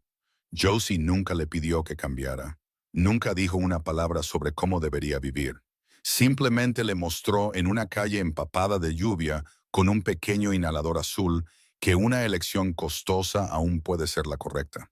Que puedes regalar lo que te mantiene vivo y seguir vivo. Que el precio no siempre es una razón para no actuar. Brennan condujo él mismo hasta el Instituto Carver un jueves por la tarde sin avisar. Sin Lawson. Sin aviso a la escuela. Sin mensaje a Josie. No ha conducido él mismo a ningún sitio en 11 años. Lawson conduce, el jefe no. Esa es la regla del mundo del que acaba de decidir salir en parte. Aparcó fuera de las puertas, entró en el patio y se quedó allí.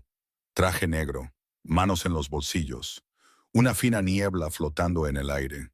No lluvia de verdad, solo una humedad paciente y flotante, que no cae lo suficientemente fuerte como para notarla al principio. pero se asienta en la tela de todos modos, oscureciendo los hombros de su chaqueta en manchas silenciosas y expansivas. No entró, no llamó, simplemente se quedó allí. Alguien en la oficina administrativa lo reconoció a través del cristal. Un mensaje se movió por un pasillo, y luego a Josie. Ella salió y se detuvo en la puerta del edificio principal, a 3 metros de distancia entre ellos. Su mano derecha descansaba en el marco de la puerta, no agarrándolo, pero lo suficientemente firme como para decir que podría darse la vuelta y cerrarla en cualquier momento. Era la postura de alguien que ha vivido su vida junto a las salidas, siempre midiendo la escapatoria, siempre calculando cuántos segundos tardaría en desaparecer. Brennan no se acercó. Se quedó exactamente donde estaba, en la niebla, respetando la distancia que ella había trazado. Entiende los límites y sabe que esos 3 metros no son espacio físico. Son una pregunta. ¿Por qué debería confiar en ti? El silencio se alargó. La niebla seguía asentándose en su traje, en su pelo, en sus zapatos. Josie notó la tela oscurecida. Se preguntó cuánto tiempo había estado allí de pie antes de que alguien le avisara. 5 minutos, 10, más. ¿Cuánto tiempo había elegido esperar afuera sin llamar, sin exigir, sin aprovechar quién es? Brennan finalmente habló, con voz baja, deliberada. No vine a explicar. No tengo una explicación para 17 años que aceptarías, y no te insultaré fingiendo que la tengo. La niebla flotaba entre ellos. Ella no dijo nada. Su mano permaneció en el marco. Vine porque mereces saberlo, continuó. Estoy separando el lado legítimo de Ashford Transit del resto. Completamente. Los archivos están con los abogados. Hizo una pausa. No porque olvidara qué decir, sino porque lo que venía a continuación tenía peso. No porque me lo dijeras. Nunca me dijiste que hiciera nada. Respiró hondo. Desde esa noche en Wetmore, no he dormido una sola noche sin preguntarme si alguna vez le he dado a alguien algo que realmente me costara. No dinero. El dinero es fácil. El dinero no duele. Algo que si lo perdiera, lo sentiría. Miró brevemente sus zapatos húmedos, luego de nuevo a ella. La respuesta fue, no, nunca, y tengo 36 años. El espacio entre ellos se sintió más delgado y más pesado al mismo tiempo. Josie lo estudió de la misma manera que estudia a los pacientes en las aceras, no juzgando, evaluando, buscando lo que es real. Vio el traje caro oscuro por la humedad, las manos en los bolsillos, no por estilo, sino porque si las sacaba, podría ver que no estaban del todo firmes. Vio los ojos que los hombres de su mundo temen, y en ellos no vio cálculo. Vio algo más cercano a la urgencia. No miedo a la muerte, miedo a llegar demasiado tarde. No te necesito perfecto, dijo ella en voz baja. Te necesito real. Brennan sostuvo su mirada. Esto es real, defectuoso arreglándose, no terminado, sin grandes votos, sin promesas dramáticas. Solo la verdad de pie en la niebla, esperando afuera porque no entrará a menos que lo inviten. Ella lo observó otro largo momento. Luego sus dedos se soltaron del marco de la puerta, uno por uno, como si soltara una cuerda a la que se ha aferrado toda su vida. Se dio la vuelta y volvió a entrar. No dijo entra, no lo necesitaba. Dejó la puerta abierta. Raymond regresó al refugio de la calle Archer, el mismo refugio donde una vez había visto a una niña de 4 años aferrada a un oso de peluche de un solo ojo, mirándolo con ojos que no tenían miedo porque estaban acostumbrados a que los extraños desaparecieran. Esta vez no vino a buscar a nadie, vino a quedarse. Se sentó con Bernice, la directora que había dirigido el lugar durante 14 años con un presupuesto más delgado que el papel y una paciencia más gruesa que el ladrillo, y le preguntó qué necesitaba. No de la manera en que solía preguntar a través de contadores con un bolígrafo ya listo sobre un cheque. Preguntó y luego escuchó. Bernice necesitaba apoyo educativo para los niños que pasaban por el refugio. Niños cuyos expedientes escolares no podían mantenerse al día porque sus direcciones cambiaban cada mes y los sistemas públicos no estaban diseñados para niños sin hogar. Raymond financió el programa y luego hizo algo que nadie esperaba, ni siquiera él mismo. Volvió una vez al mes para leerles a los niños. Raymond Ashford, de 67 años, constructor de un imperio de 30,000 camiones, sentado en una pequeña silla de plástico en una sala de usos múltiples, leyendo libros ilustrados a niños que el mundo ignora. La niña del oso de peluche dañado siempre se sentaba más cerca, siempre más cerca, y gradualmente sus ojos cambiaron. Empezaron a reconocer a un hombre que regresa. Lawson lo acompañaba cada vez. Una vez, de pie en el pasillo, Lawson tomó discretamente una fotografía de Raymond leyendo. No para publicidad, no para gestión de imagen, solo porque después de 11 años sirviendo a los Ashford, quería una prueba de que el hombre que firmaba acuerdos multimillonarios sin pestañear también se había visto así. Pearl comenzó su trabajo en el Centro Comunitario Howell en el segundo mes después de la reunión en la cafetería. Coordinadora médica, puesto remunerado, una tarjeta de identificación con su nombre impreso bajo el título.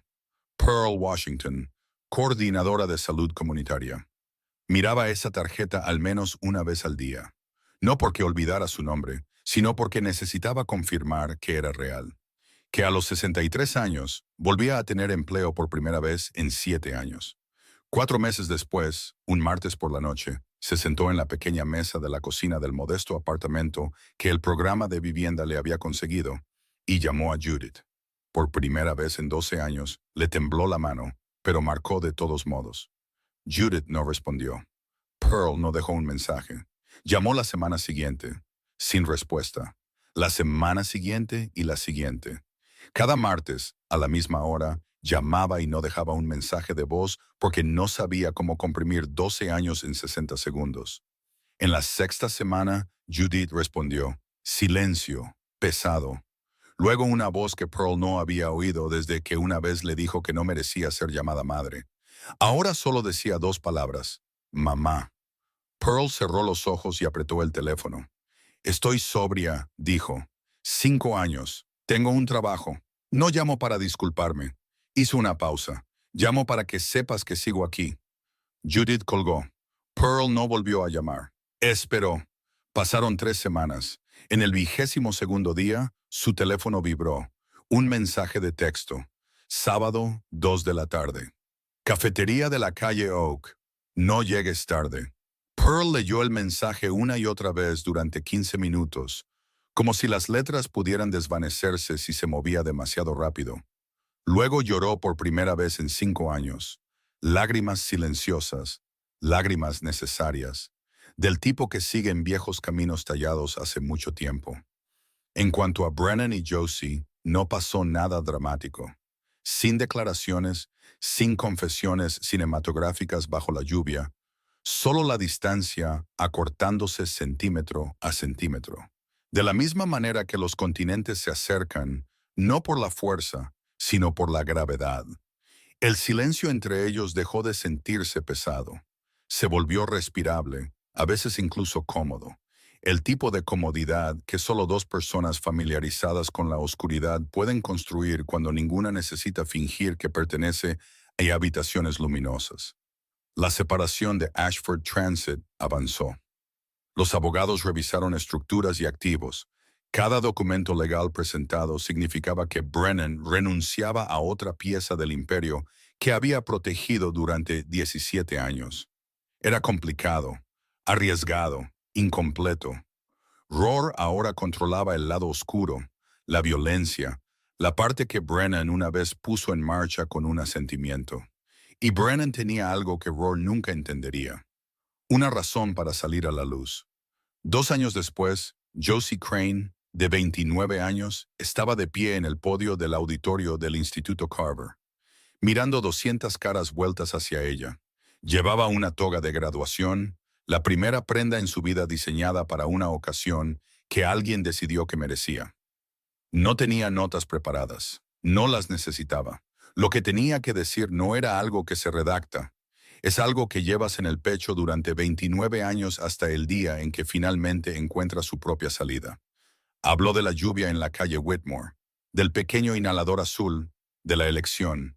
Su voz era clara y firme, más firme que la de la mayoría de los adultos en la sala, porque Josie Crane se había ganado cada palabra en noches sobre el hormigón y tardes bajo puentes y 4 horas sosteniendo a una niña que se desvanecía. La gente pregunta si me arrepiento de haber regalado el inhalador, dijo. La respuesta es no. No porque todo saliera bien, sino porque en ese momento tomé la decisión más verdadera de mi vida. Hice lo que creía que era correcto cuando era más difícil hacerlo. Y creo que esa es la única manera en que realmente sabes quién eres. El auditorio cayó en el tipo de silencio en el que se puede oír el débil zumbido de las luces fluorescentes del techo. Su mano izquierda se deslizó en el bolsillo bajo su toga y tocó el fragmento de manta de hospital amarillenta que todavía llevaba, suave como un aliento. Presente a través de 11 años en la calle y 2 años en Carver. Y cada día desde que 4 horas fue todo lo que tuvo y todo lo que necesitó. Tuve una hija, dijo Josie. Se llamaba June. Estuvo conmigo durante 4 horas. 200 personas dejaron de respirar a la vez. Estoy aquí de pie porque le prometí en esas 4 horas que me convertiría en la persona que sabe qué hacer cuando alguien la necesita. No pude mantenerla aquí, pero puedo mantener mi promesa. En la segunda fila, Raymond Ashford, ahora de 69 años, estaba sentado muy quieto. Abrigo elegante, pelo plateado peinado con esmero, lágrimas deslizándose por su rostro sin resistencia. Porque después de 70 años de contenerlo todo, finalmente permitió que algo cayera. A su lado estaba Paige, de carne y hueso, con su mano alrededor de la de su padre, sin discursos sobre los 4 años de silencio. El agarre fue suficiente. 3 filas más atrás, Pearl estaba sentada erguida con una blusa de cuello, su insignia de salud comunitaria prendida sobre su corazón, aunque era fin de semana. Judith estaba sentada a su lado, 39 años. Los mismos ojos, la misma columna vertebral terca. Presente. A veces, la presencia es todo el comienzo. Pearl se llevó brevemente los dedos a la boca, con los hombros temblando, luego levantó la barbilla y comenzó a aplaudir. Al final de la segunda fila estaba sentado Brennan Ashford, hoy sin traje, camisa blanca, cuello abierto. Se veía diferente, no por la tela, sino por algo detrás de sus ojos que no había estado allí 2 años antes. Si lo forzaras a nombrarlo, no sabría cómo. Josie lo llamaría comienzo. La separación legal de Ashford Transit de su lado oscuro todavía estaba en proceso, complicada e inacabada. Roar controlaba la oscuridad ahora, y ese mundo continuaba sin Brennan. Brennan tenía algo que Roar nunca tendría. No aplaudió de inmediato. Solo miró a Josie, la mujer que una vez regaló lo único que la mantenía viva para salvar a su padre. Y por primera vez en 36 años, entendió que existe algo más fuerte que el poder, más fuerte que el dinero, más fuerte que el miedo, más fuerte que 17 años en la oscuridad. Luego aplaudió lentamente cada golpe de sus manos como una promesa. Josie recorrió la multitud con la mirada y lo encontró. Él le dio un solo asentimiento. Ella le devolvió el asentimiento. En una sala de 200 personas. Fue la conversación más privada imaginable. La semana siguiente, Josie Crane comenzaría su primer turno en la sala de maternidad de San Rafael.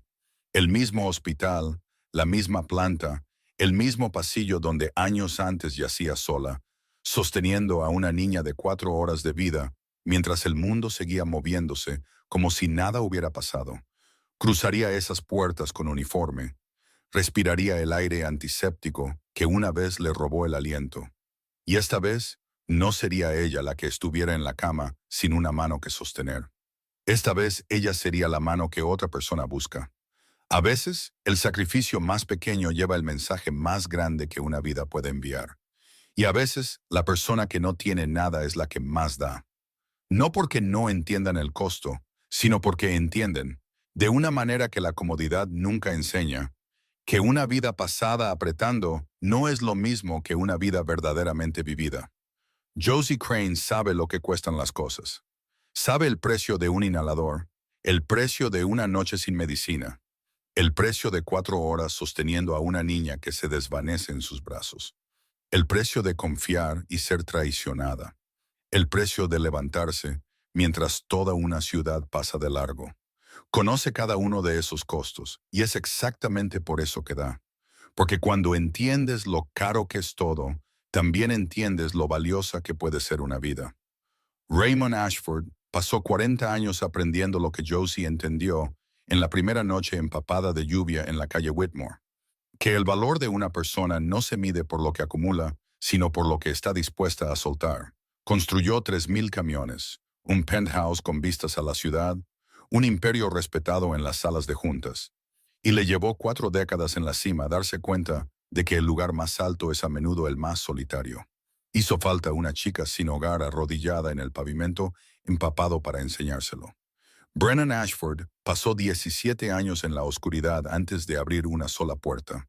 17 años a la cabeza de mesas donde la luz no llegaba, asintiendo a decisiones cuyo desarrollo nunca tuvo que presenciar, construyendo autoridad a partir del miedo de otras personas y llamándolo fuerza. Y a veces la puerta a la luz no es grandiosa ni dramática.